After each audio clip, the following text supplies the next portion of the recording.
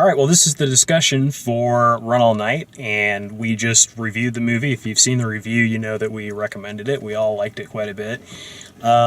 It was a lot more, like I said in the review, there's a lot more substance to it than what I expected it to be. The trailer set up the whole, you killed my son, I'm going to kill your son part of the story. And I felt like for as long as it took for that to happen in the movie, that took like half an hour probably before the son was killed. And there were several action sequences and set pieces. Like he didn't die as quickly as I expected him to. And the main story didn't really get going until after that.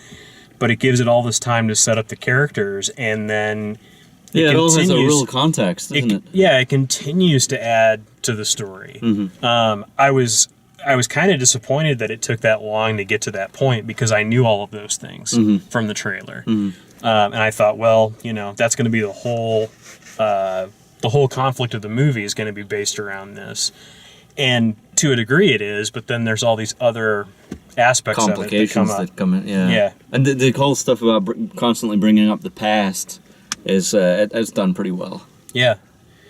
The idea that it all takes place in one night is ludicrous. The amount of stuff that they do, the amount of warping around New York City is ridiculous. And like I said in the earlier video was a couple of things that ring not very true is when they meet in the room.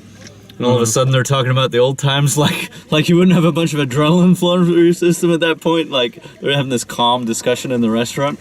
I mean that didn't feel real, but it was cool how they kept bringing up the past and how it's haunting his present, and kind of how he doesn't want that for his son, and his son's got a family now too, and that it just gets complicated, Yeah, it was cool how they dealt with all that.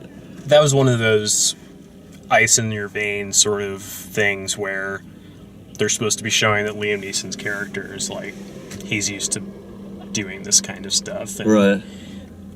They still have respect for each other, and Liam Neeson's trying to convince him, not to go this route. Not to go that route. Yeah.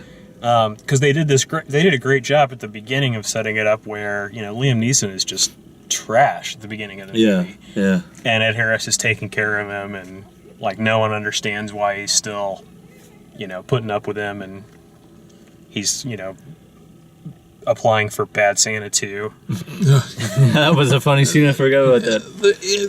There is this, in this short amount of time, they build this huge backstory. Mm-hmm.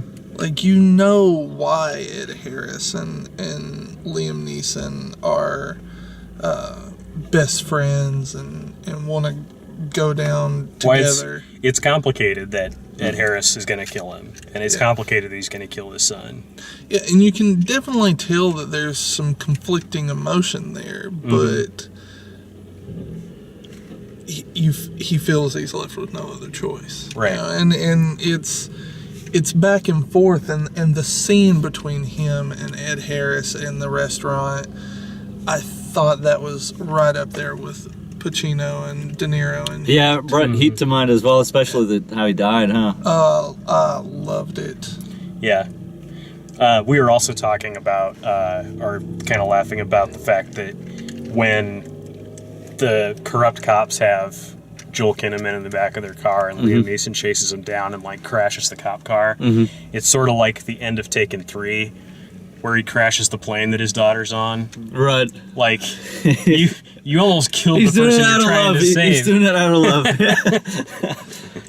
You have a really screwed up sense of how to solve this problem. I do agree with both of you. The logistics are... Yeah, it's ludicrous. Yeah, and one... He even had time to visit his mom in the hospital. Yeah, I mean... and Ed Harris goes and identifies the body, in the middle of everything that's going on, Yeah, it is really compressed. It was very, very... It's cool, because it has to... It adds to the thriller aspect of it, because you have this ticking clock of, it's going to be resolved by morning. You know it's not going to stretch on. It's not going to like suddenly say 2 weeks later. Well, you find out right at the beginning of the movie that it's 16 Going back hours. 16 hours. Right. Yeah. But the title of the movie is Run All Night, and Yeah. so it stands to reason that it takes place in one night. Gosh, it was just so good. It was good. I would go home and pop that in if I could. Like it was that good. I would watch it again. Yeah. I liked it too.